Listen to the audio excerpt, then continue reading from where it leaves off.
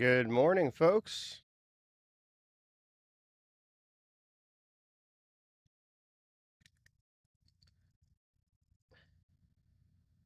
Hope everyone is having a great start to their week. Markets gracing all-time highs, gold getting closer to 4,000, silver getting closer to $48 an ounce. Lots of crazy cool stuff going on in these markets. In fact, yesterday we caught a squeeze where the calls that we were longing into doubled within 3 hours. So we're definitely getting to a point where there is a enormous fear of missing out in these markets. And that's powering some of the returns that we're seeing in the near term. Now, as we look at today's market structure, it looks like we could be set for a continuation of that. We had some bullish price action overnight. That is to say, we made a low and saw a pretty powerful buy the dip impulse come right back up and gobble up futures.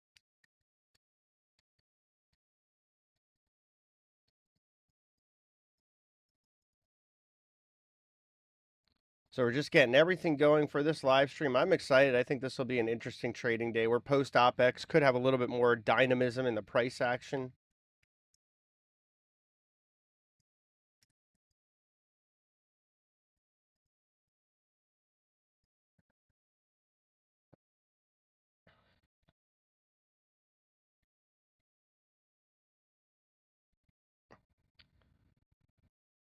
So first and foremost, as with every week, I like to start off talking about managing your risk as a part of this general disclosure. Really, the point here is don't risk more than you're willing to lose. At the end of the day, if you're managing your risk that way, you'll have a much better chance of surviving. If you don't manage your risk that way, there's a pretty good chance you're going to get hurt and maybe not come back to the markets because of how badly you got hurt. So, the really simple premise of this is if you have so much on in terms of size that you're not sleeping well at night, then you have too much risk. My simple way of looking at risk management is not putting more than 1% of portfolio liquidity at risk for any given trade. That way, you'll always have enough ammo to come back for the next trade.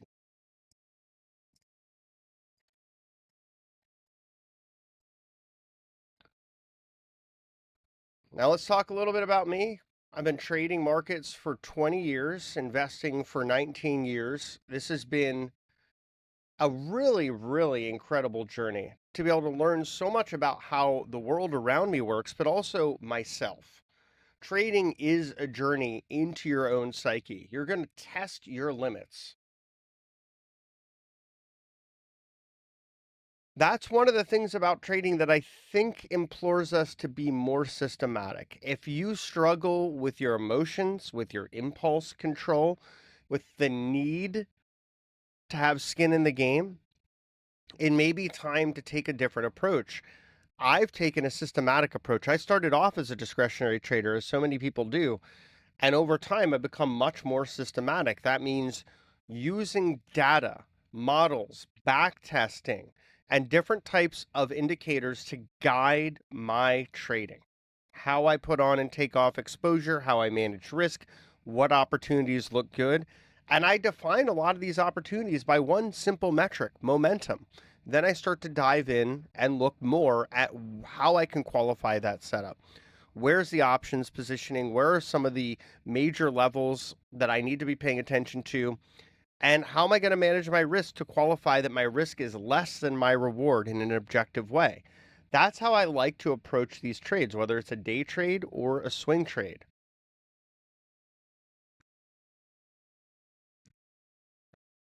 Now, I've modernized my system over the past several years to really incorporate options as a pivotal part of decision making, both for day trading and swing trading. And I would implore you to consider doing the same. The reason is that options drive these markets more than they ever have before. Just look at the S&P 500, for example. about 1.3 trillion of notional, that's trillion with the T, of notional capital trades through those index options every single day. 60% of those options expire the same day. So it's a pretty incredible amount of near-term interest and options trading that drive the S&P 500 and the broader market.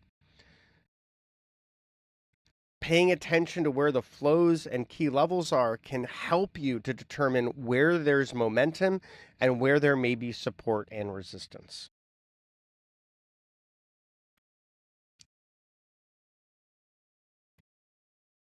Let's take a quick look at our weekly pivots here, and I'm going to post this out on my social channels. So 67.25 for ES and 25.250 for NQ. These are the levels that I'm going to be watching closely on a swing time frame. Granted, we're above both, so we're in bullish territory right now.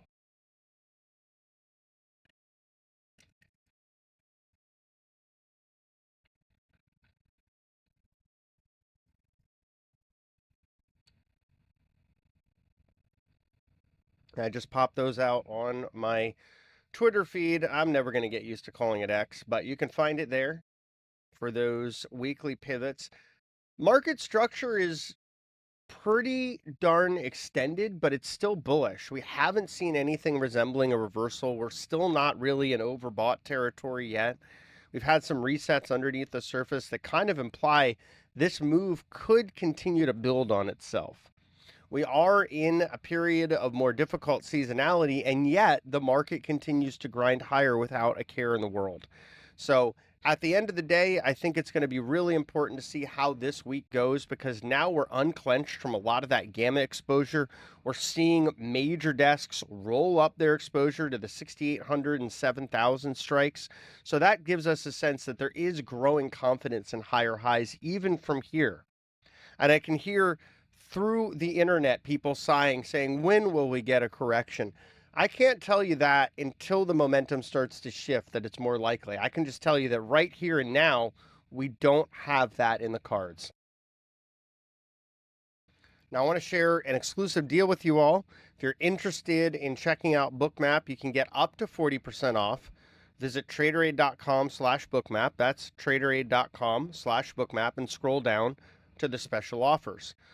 Also, if you'd like to participate in this adorable contest, the Bookmap Pets Contest, you can win prizes by sharing pictures of your pets near your trading setup. And they're part of our trading. We've got to be real. I've got a quant that's a bunny. She's a big part of my trading too. So share your companions and get a chance to win some awesome prizes. And check out some of the awesome pro trader webinars that are going on at Bookmap right now. This is a pretty cool thing to be paying attention to, because you've got a lot of experienced traders telling you how they're using Bookmap to trade the markets. I like sharing every week, Tuesday at 9 a.m. Eastern, so come back, but also be sure to check out the other educators on the Bookmap Discord and YouTube, including my good friend Bruce, who's an experienced trader, been working with Bruce for years. Definitely worth giving him a shout out here, because he is a source of all kinds of information about how to use Bookmap, especially for these intraday setups. So with all that being said, we're going to dive right into the namesake here. Got Bookmap on screen, and we're going to zoom out just a bit, show the overnight session. You can see yesterday we had that big ramp up into the afternoon, got a little bit of a dip pre-market here. It was bought, and you've got someone sitting here on bid at 67.45 with some size, 884 contracts there. You do have some buyers a little bit offsides from the overnight session here. 3,251 contracts just up there at 67.55. So they would want to see price start to move above that pretty quickly. The further below that you get, the more they become offsides and could become motivated sellers. But overall, what do we see overnight? We see consolidation in a pretty narrow range that could set us up for some continuation. And I would say the path of least resistance is likely to be higher here. Yesterday, we also had significant call flow into the close, targeting that 6,700 level on the S&P aggressively.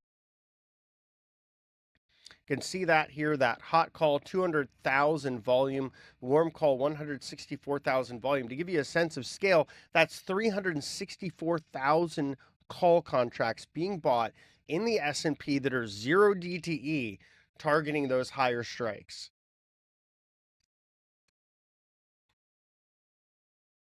That correlates well with the wall of calls at 6,700 on the S&P 500 cash index. That's going to be a level we're going to watch really closely here. We've got a lot of implied options driven resistance overhead. So that's going to be what's important based on those levels. Market open coming up in just about 20 minutes here. And we do have some interesting stuff on the calendar this morning, including US S&P Services PMI flash, manufacturing PMI flash, and of course the composite. Then we have Trump speaking at 9:50 and Bostic speaking at 10 a.m. Trump will then be attending a bilateral meeting at 11:10 a.m. We'll have the Fed's Powell speaking at 12:35 a.m. Trump's meeting continues at 1 p.m. and then we have a 2-year note auction at the same time. So we could have a fair amount of headline risk today, just looking over all of what's planned. And of course, there is also what isn't planned, what headlines come out or other events transpire that could change the tone of the market. Let's take a look at the NASDAQ overnight as well. Pretty similar look. Yesterday, you had that rocket up in the afternoon, then consolidation. And one thing you'll notice with both the NASDAQ and the S&P yesterday is they got right up to this major wall of call exposure and then just started chopping sideways. So one of the things that we do at Traderade is we pay very close attention to the options flows and the levels, because what you're often going to see is the flows will point us in the direction where the market wants to go. And then some of these key levels will give us a sense as to where that move is likely to stop.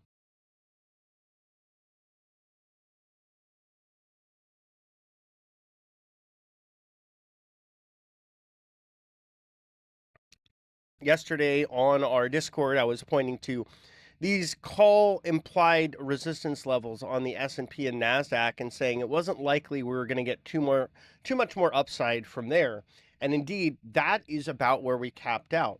So it's important because I can't really emphasize enough how much you really do want to incorporate watching options into your trading strategy, especially if you're trading instruments that are highly traded in options. For example, if you trade S&P futures, it's important to note more of the price discovery that impacts S&P futures is happening in the S&P 500 index options than in the futures market. Futures market's trading a few hundred billion of notional in size. The index options trading 1.3 trillion notional in size. So it's a lot of activity. And that activity then has an impact on price discovery. Think about it this way. If you're a options market maker and you're selling these SPX options out there, selling calls, you have to hedge your delta. You don't want to get caught on the wrong side of a big move higher and have to pay out contracts that you don't have the capital for. So you hedge that delta by buying the underlying. When a customer comes to you and buys calls, you're buying the amount of S&P contracts you need to be delta neutral on that exposure. So that means when there's a lot of call buying, that's creating upward pressure because of that dealer hedging.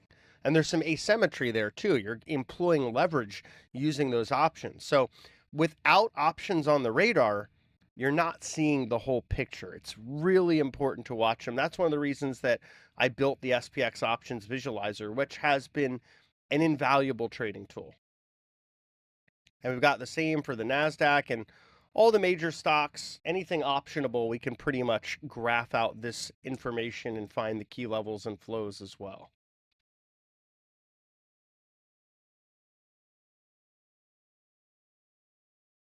Got just about 15 and a half minutes left until the open. If anyone has any questions about anything I'm going over here, please feel free to drop that in the chat room. I'm live on a couple of different areas, so give me a moment to catch up with you if I don't get it right away.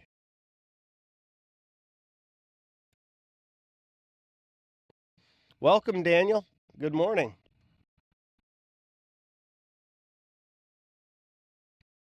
Yeah, we do have President Trump live at the UN. That's pretty much what's going on throughout the day from 9:50 a.m. through really 7:20 p.m. Intermittent appearances, events at the UN from Trump. We also again have S&P PMI flash for services, manufacturing, composite at 9:45, and Powell speaking at 12:35 p.m. as well as a 2-year note auction at 1 p.m. Bit of a jam-packed day for us. I think it'll be fun.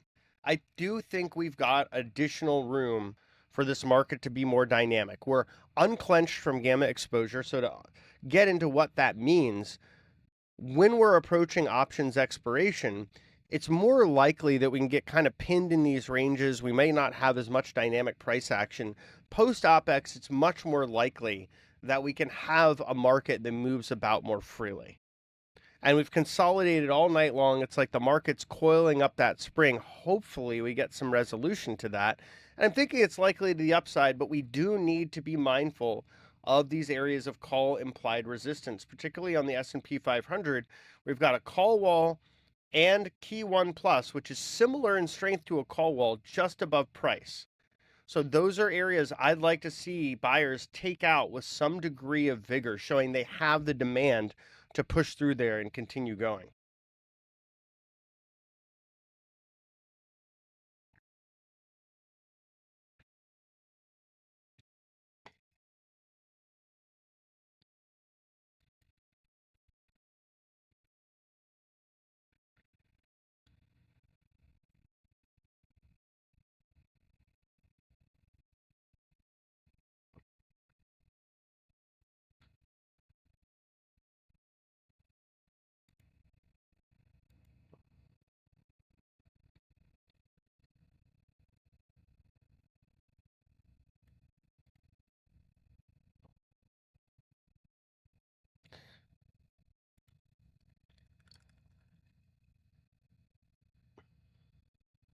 And we've still got that guy out here throwing a pretty big bid into the order book. It's kind of been all over the book this morning, so we can see on the S&P.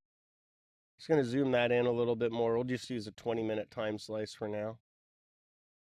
But there he is, 882 contracts.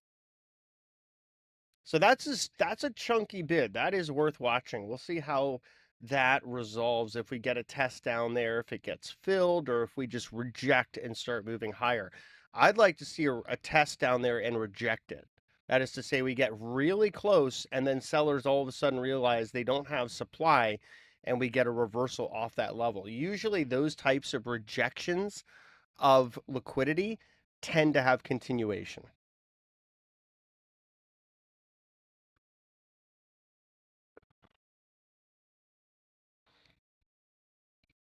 And looking at the heat map here as we get ahead of the market, you can see here we had a very small stop run.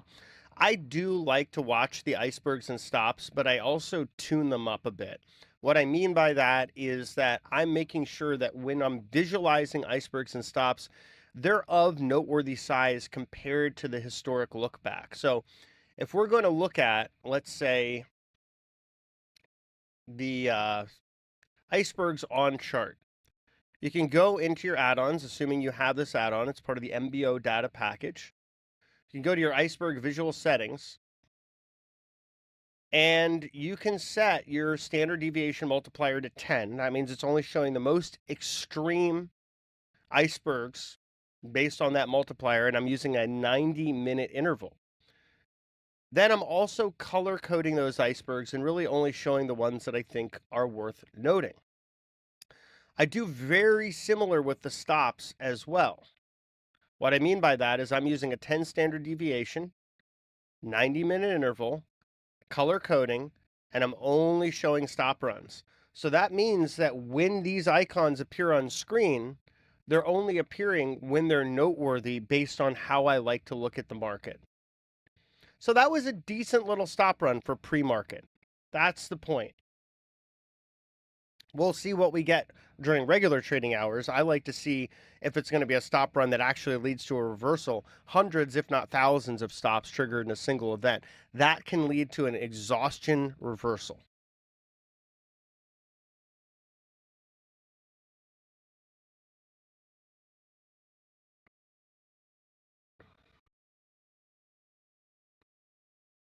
And just about 10 minutes until the market opens. And again, if anyone has any questions out there, let me know.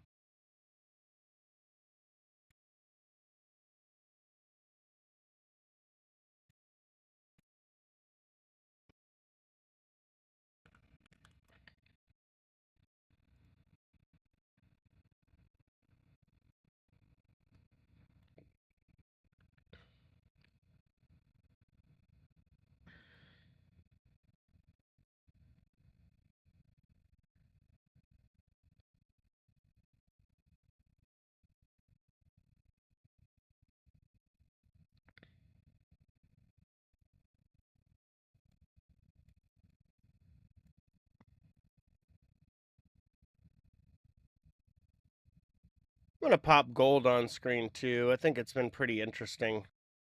Maybe we'll even pop silver on there as well.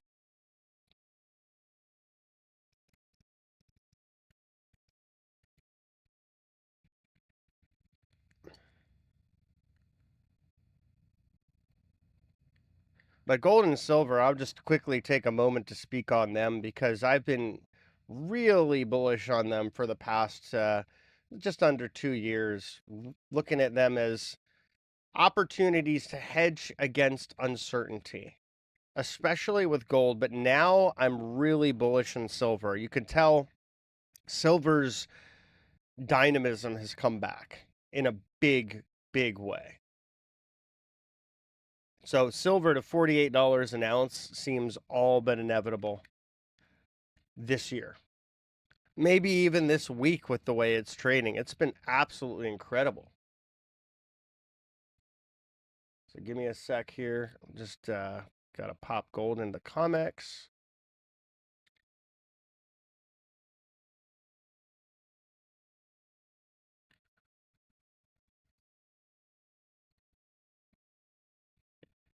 And I've got to pop silver in too.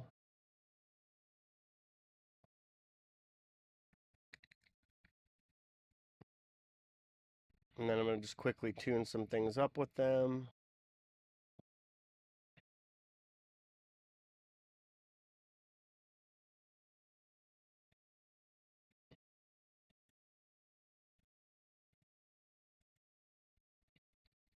You'll notice I like to keep my charts pretty clean. There's certain things I like to focus on, and I usually use Bookmap to dive into the intraday, the sort of scalp time frame, and then I'm using Motive Wave and FinViz or TrendSpider to zoom out to the longer time frames.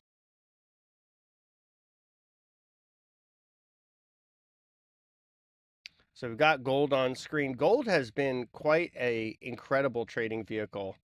It's been a story of a Bollinger Band breakout. And I want to share this with you all because if you're ever looking to swing trade things like gold or Bitcoin or silver or other asset classes that are driven purely by momentum and psychology, this is a really, really good way to look at your setups. So let me see if I can get this on screen. Doesn't seem to want to let me show. Here, hold on. Let's try a different way of doing this.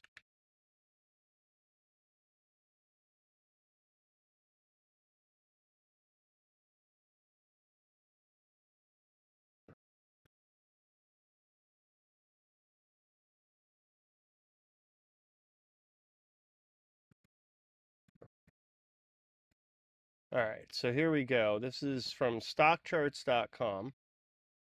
And this is the classic Bollinger Band squeeze breakout chart. I want to direct your attention first to the squeeze that started in late 2023. This is a prolonged period of consolidation. That's essentially what a squeeze is. In Bollinger Band terms, It means your volatility is narrowing. The range of price discovery is narrowing. You could see that here.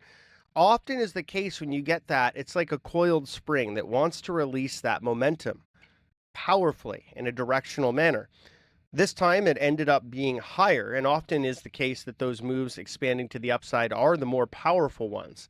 You could see that breakout started as we broke above the top Bollinger Band and as those bands continued to expand. The price of gold did not look back. The 50-week moving average, this is a weekly chart. This is the key area of support. If you're in a gold uptrend, I don't, based on my back testing, want to see it slip below that.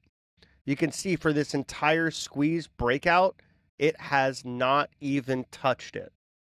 In fact, it's been looking at the 50-day moving average a lot more than that 50-week. You can also see up top, this chart is the Bollinger Band width. And this width is expanding.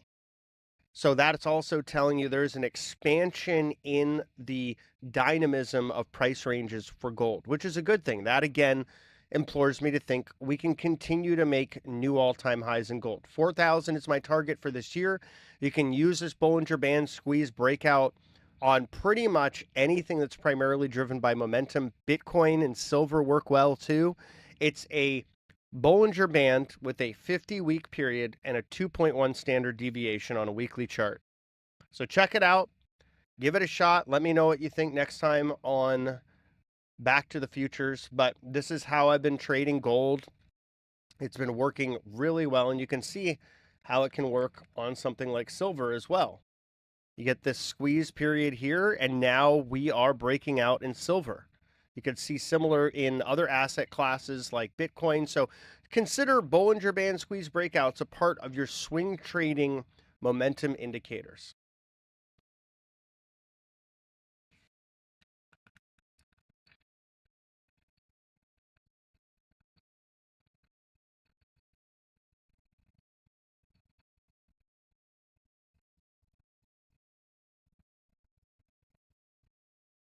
So we'll keep gold and silver on screen to watch today. We've also got the euro and Bitcoin. So got a number of different things to watch versus the dollar. But as we approach the market open with just about 3.5 minutes away, we are going to go back to the S&P futures where we're starting to see some aggressive buying. These delta bubbles are showing you the difference in volume between buyers and sellers. The larger they are, the more aggressive they are.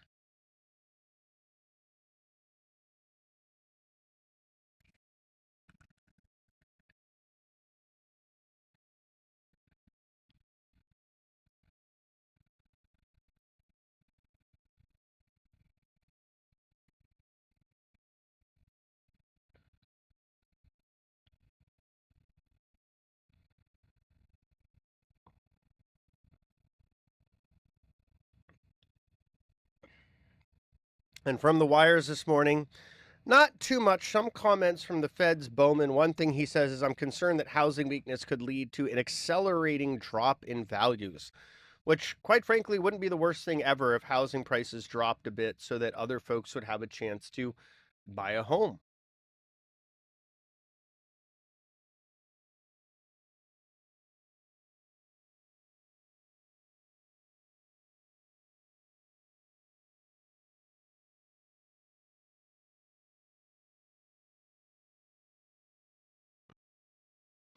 We did get Johnson Redbook year over year in this morning as well. Came in at 5.7% versus the prior 6.3%. This is a measure of consumption, nominal terms, not adjusted for inflation year over year. It continues to show there is a reasonable amount of strength there, although a lot of that is the top 10% of consumers accounting for about 50% of consumption trends.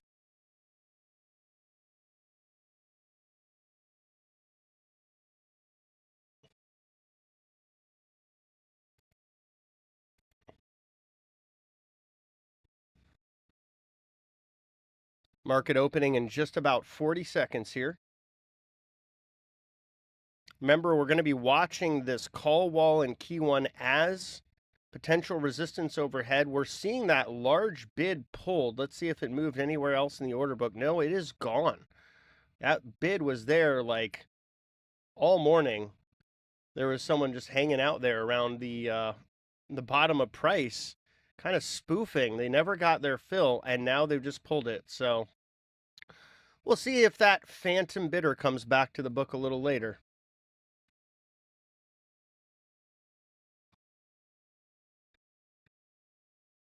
And U.S. markets are open.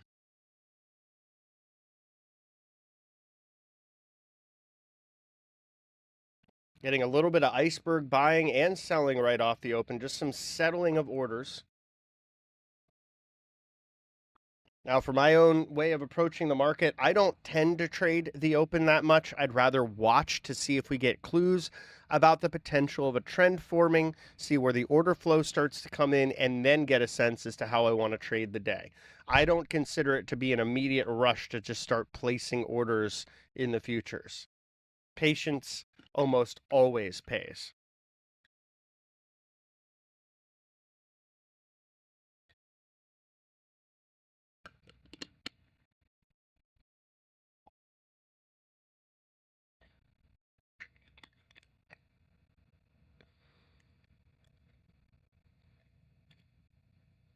And we do have a market on open imbalance of 135 million to the buy side on S&P, 24 million on the Nasdaq 100, 48 million on the Dow 30, and 35 million on the Mag 7. So modest positive market on open pressure. And we do see some of that buying coming through to the S&P futures. You can see it both in the delta bubbles, but also on the bottom here. This is all net buying volume. That is to say, buyers are overall in control for the moment. Let's see how we do when we get up to that call wall. That's going to be a major area of potential resistance overhead. And there was enormous flow into that level and the level just above it yesterday during the trading day. We'll zoom out just a little so you can see that. It's 364,000 calls, 0 DTE calls bought targeting those two strikes within 5 points of each other.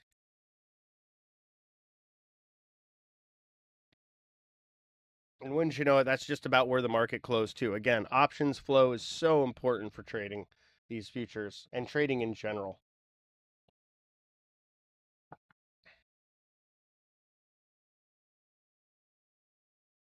It's one way where you can really start to develop an edge by monitoring that flow and using it as a part of your overall trading process.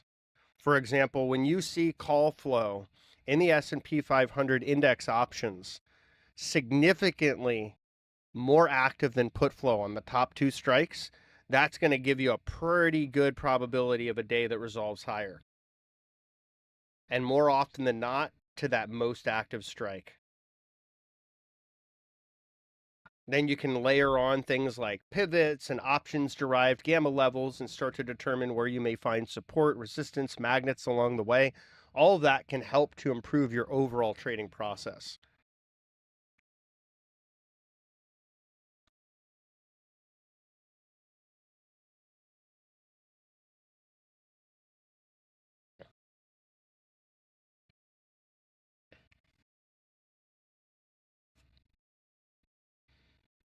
And we are getting pretty darn close, pretty much testing that call wall now. Buyers a little bit more timid as we're right up against it. May consolidate here, but overall, I get the sense they want to take this higher today.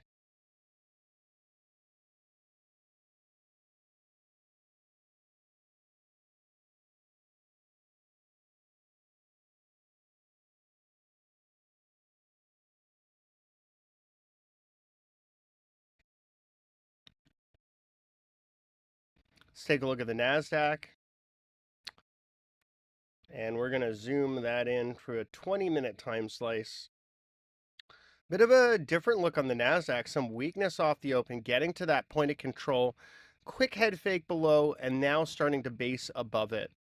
Making new regular trading hours highs now in the NASDAQ here, pushing above key 5 plus.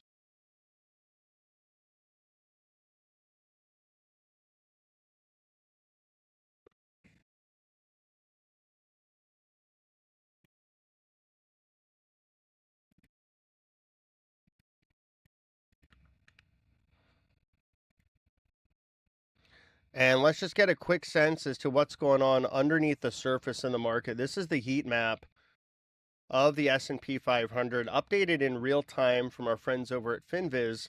And we can see this is a day where there's some pretty broad bidding across the market, with the exception of some of the bigger techs like Nvidia, Amazon, Oracle, Microsoft. But overall, this is a healthy start in my view.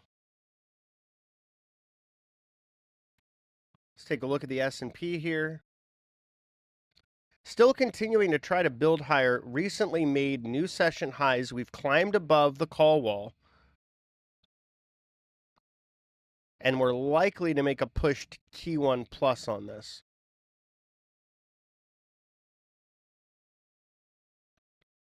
Still a pretty narrow opening range, but pretty early. I like to look at the first 20 minutes of trading to get a sense as to how big the range is. That can give me a sense as to how much range expansion we may get if indeed we have a trend day.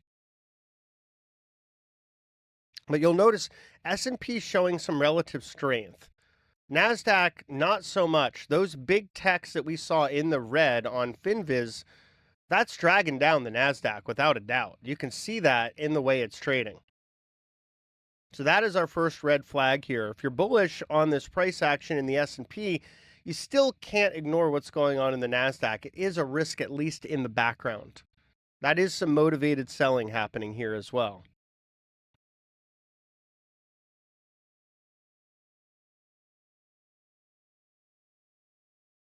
Let's take a look at our favorite risk barometer, Bitcoin, climbing up to 113,000, pushing above the point of control here.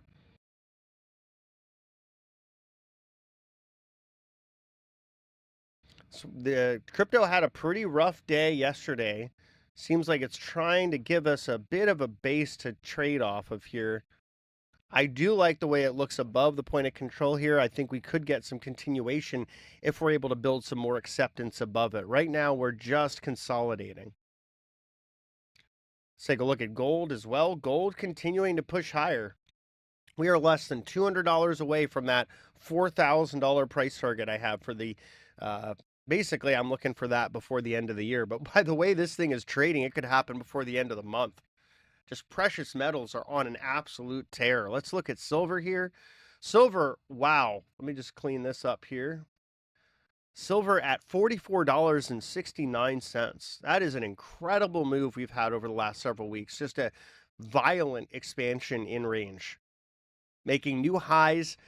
The next level I'm really looking at for silver is $48 an ounce. That's around the all-time high it made in 2011 before it went bust. And that high was made with parabolic moves leading into it. Very different than what we're seeing this time around. This time it's a much more orderly grind higher. And that tells me it's very likely we've got more upside from here. Silver is also an industrial metal in addition to being a precious metal. And we are starting to see some demand for it, for batteries, for renewable projects, for communications, for military gear, and otherwise. That demand is still robust. Let's get back to the NASDAQ. NASDAQ's having a kind of nasty morning. The S&P is still grinding higher, and the NASDAQ really can't get out of its own way, making another low just here. That's an interesting divergence. And it does come down to that heat map as well. You could see the S&P nearing its daily highs as the NASDAQ makes a new low. And it's all about this heat map. You can see the weakness in tech, and then the strength in all these other sectors is helping to give the NASDAQ that relative weakness and the S&P that relative strength.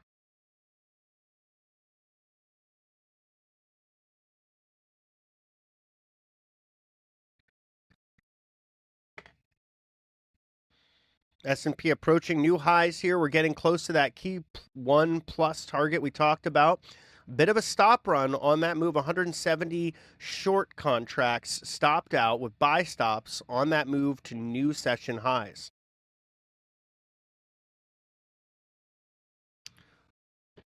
And the range is starting to become a little better. We got about an 8-point range. I'd love to see this thing at 15 or higher by 9:50 when we get that 20-minute opening range. I'd love to see a 15 handle top to bottom range in the SPOOs or the S&P 500. to give us a sense we could have a more dynamic trading day. So that's what I'm looking for. Whether it happens or not is a whole other story, but I will tell you this, I'm not super tempted to trade it if it's 10 or less on the opening range. If that range is 10 or less handles, usually a more boring day ahead.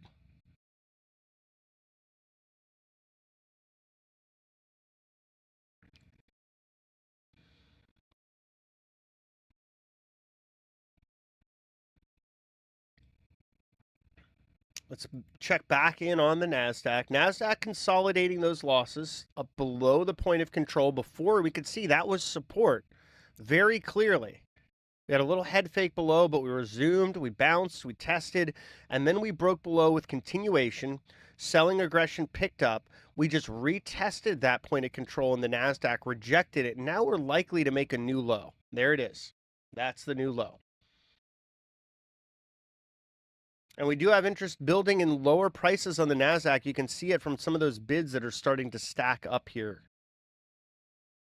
So it's a tale of two markets today between the NASDAQ and the S&P, which I guess we got to check in on what our friend Russell is doing. Wow.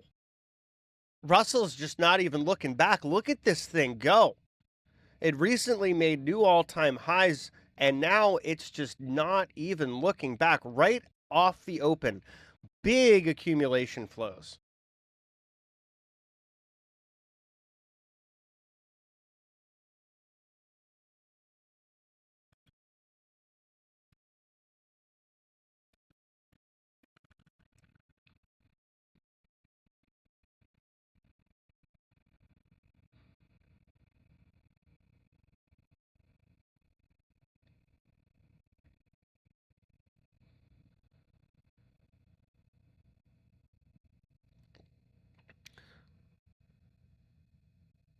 You can see we're seeing a little bit of resistance here at key 6+ on the Russell. We're going to go back to the NASDAQ here. Looks like the S&P is starting to fall out here.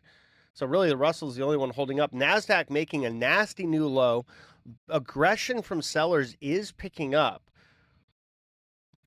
S&P rolling over, retesting that point of control, starting to climb back above it.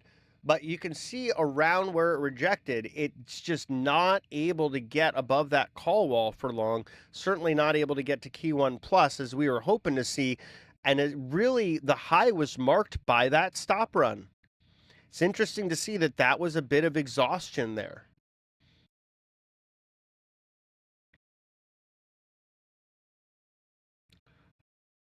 Let's take a look back at the heat map, see what's going on. The red is getting redder in big tech. Palantir was also up over 3% earlier. It's cut that gain in half. A lot of strength here in energy and basic materials, industrials, some of the more cyclical areas, financials as well, getting a decent bid.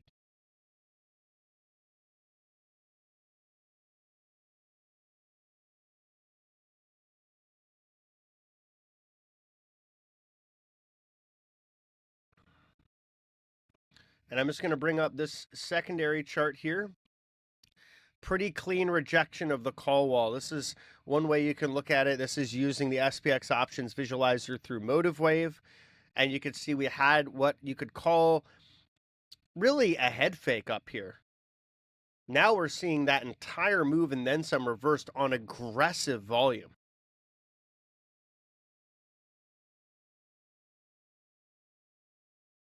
Also cutting below the point of control, and now S&P making new session lows.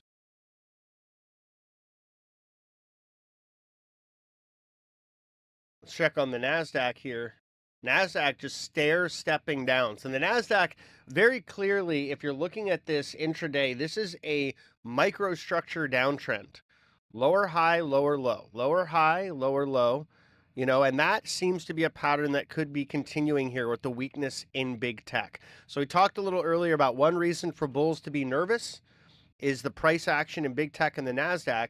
We're seeing that play out to some degree in the way that it's pulled down both the NASDAQ 100, but also the impact it's had on the S&P, which was looking pretty good, and then slipped.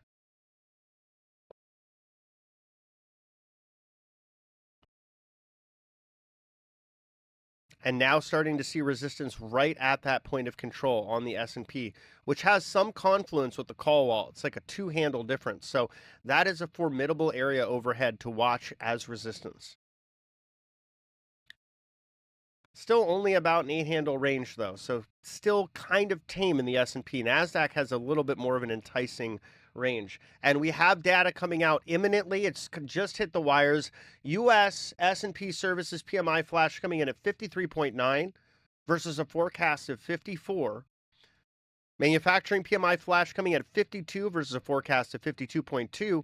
Composite coming in at 53.6 versus a forecast of 54. So all these coming in pretty much in line with what the expectations were for that data. And you can see ahead of that, the order book lightened up. There's pretty much no liquidity near price. That often happens near event volatility catalyst, which is why it's important to be real careful trading these events, because if you do get an outlier, this thing can whipsaw. You could even be on the right side of the trade and still get stopped out in the fake before the real move.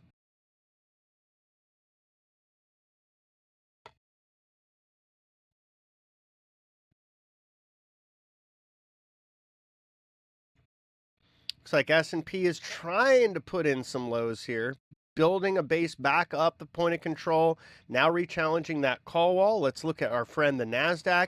Seeing a kind of similar look, haven't put in a new low, got some more buying aggression coming in. You can see this Delta buy candle is the most aggressive since the open. So that's a good start. Let's see where the Russell is. The Russell doesn't even care about any of this. Look at this. It's amazing. It had just a sort of like a tiny little look below, and then it was like, you know what? No, we're just going to keep pulling. You can also see buyers continue to step up the point of control. It's really bullish when you see buyers pulling that point of control higher and price continuing to run higher as it is here. So Russell is just absolutely tearing higher.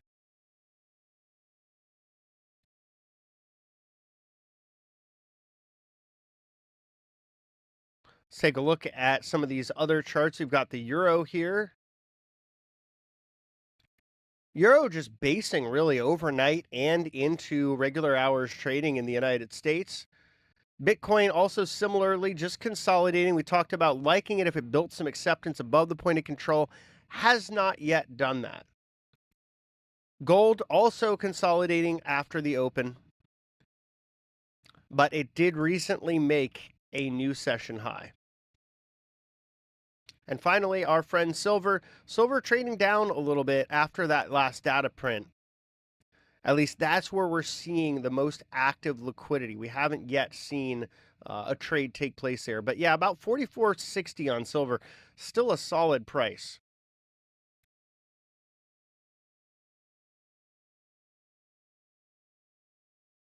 And we're starting to see some of the options flow come into the S&P 500. Calls are the most active so far. We'll probably see this range narrow a bit as more of that flow comes in. But right now, we can see that narrowing up a bit as more of that flow gets processed. But there is significantly more interest in calls than puts at the moment. And S&P 500 futures right now just at the SPX implied call wall with a new offer coming in overhead, 592 size.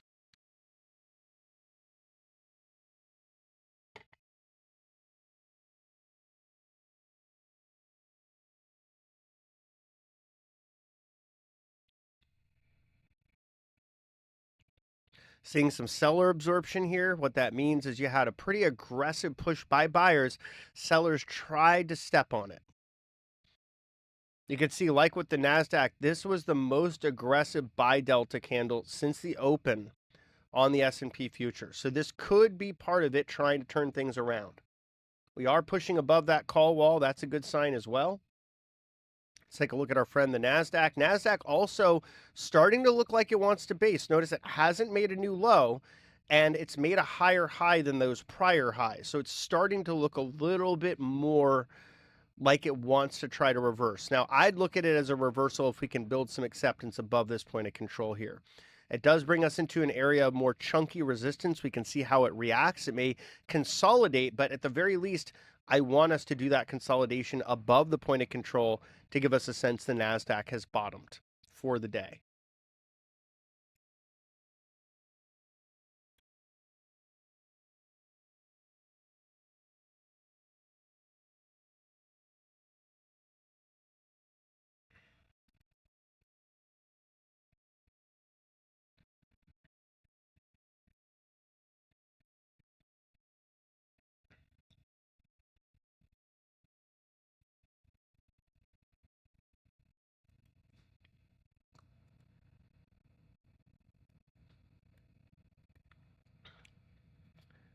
Ship says, teacher, I would like the euro to go down so that my American money that I transfer to use here is worth more.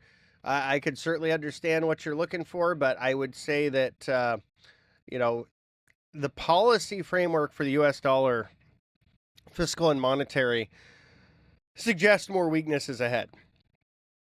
So, you may not necessarily get what you're looking for, but certainly I hope for the best. All right, and then I've got a chart request for KenView, so give me a second there. I'm going to pull that up.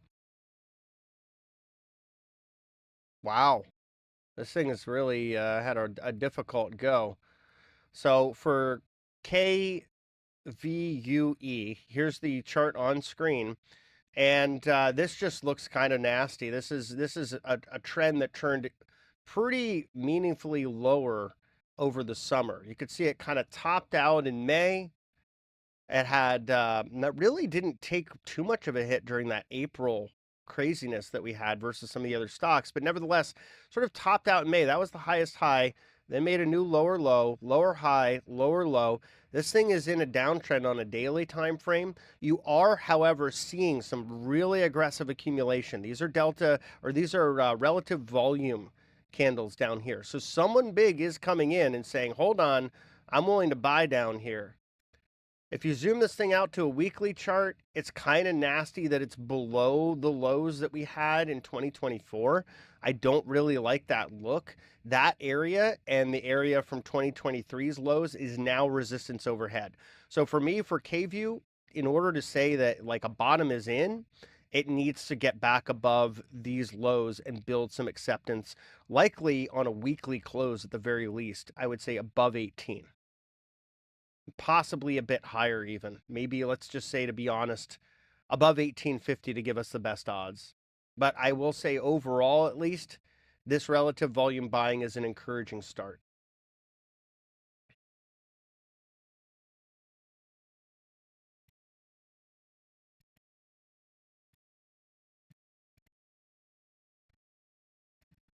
And we are seeing a continuation in S&P futures. And look, maybe that bidder is back from earlier. Got 622 on the bid at 67.50. Got a perfect bounce right off the point of control several times. Now starting to see buyers become more motivated. That iceberg sell also really didn't have much of a negative effect. So overall, it looks like there is interest growing to the upside on the S&P futures. The one thing I will say, however, the opening range today is a bit sad. It's about an 8-handle range. So this may not be that dynamic of a trading day after all. You're welcome, STT Voyager.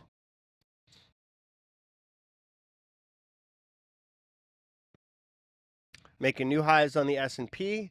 See about the NASDAQ. NASDAQ grinding out that low. Still want to see it push above that point of control on a maybe a 5-minute acceptance time frame up here, just to give us a sense that we put in some kind of meaningful low.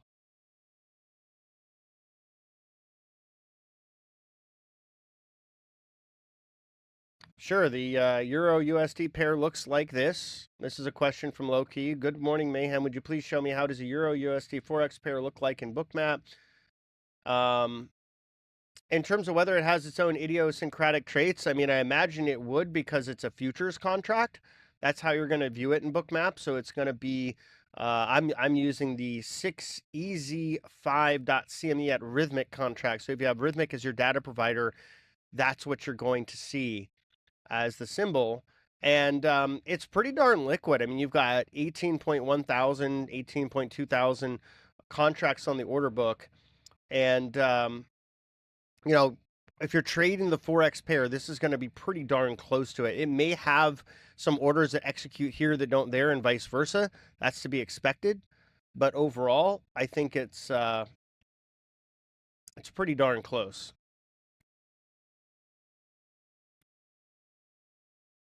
So let me know if you have any questions on that.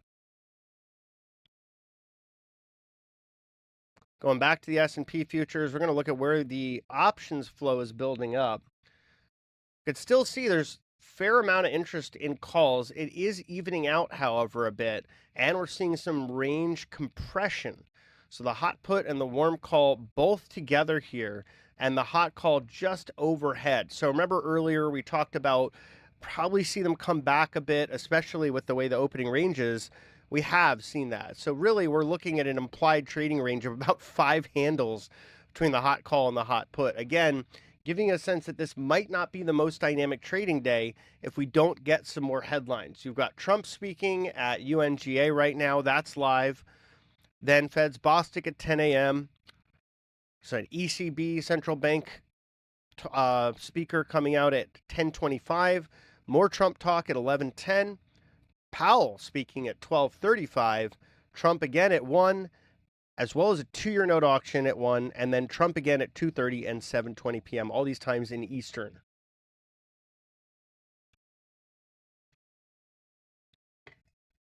But I will say the reaction function of the market to headlines has been reduced over the last 5 months quite a bit.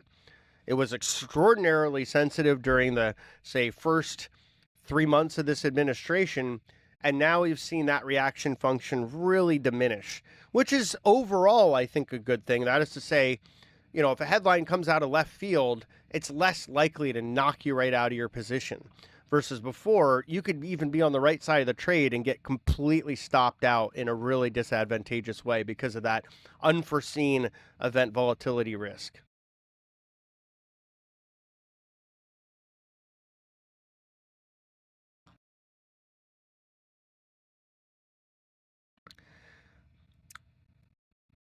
So overall gut feel here is this could be a kind of narrow ranging day. I would like to see the most active strikes, the range between them, expand.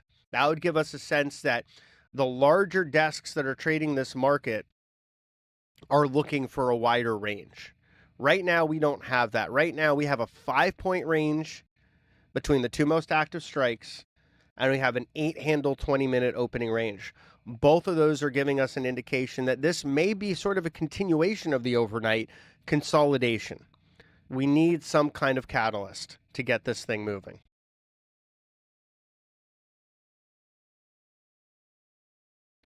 So low key, you can change your bubble sizing with this dial right here on Bookmap.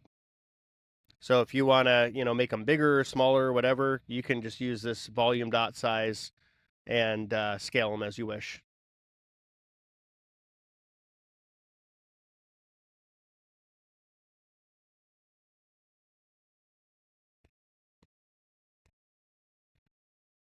And seeing a pretty decent amount of pushing from sellers trying to get down to the 636 bid.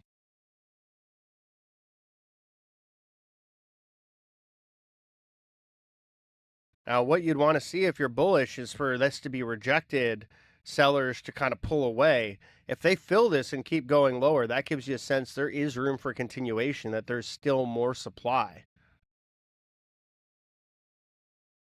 So far we're rejecting that level, but let's see, because this has been a pretty heavy tape this morning. And folks, if you're interested in checking out what we're up to at Traderade, visit us at Traderade.com. You can use the code MAYHEM20 for 20% off your first billing period. And if you want to check out Bookmap, visit Traderade.com/Bookmap. Scroll down to the special offers for up to 40% off your first billing period there. As always, I want to thank everyone for tuning into this week's episode of Back to the Futures with me, Markets and Mayhem. Where did the time go? That hour just flew by. I appreciate you all. I'll be back next week, Tuesday at 9 a.m. Eastern, so be sure to tune in.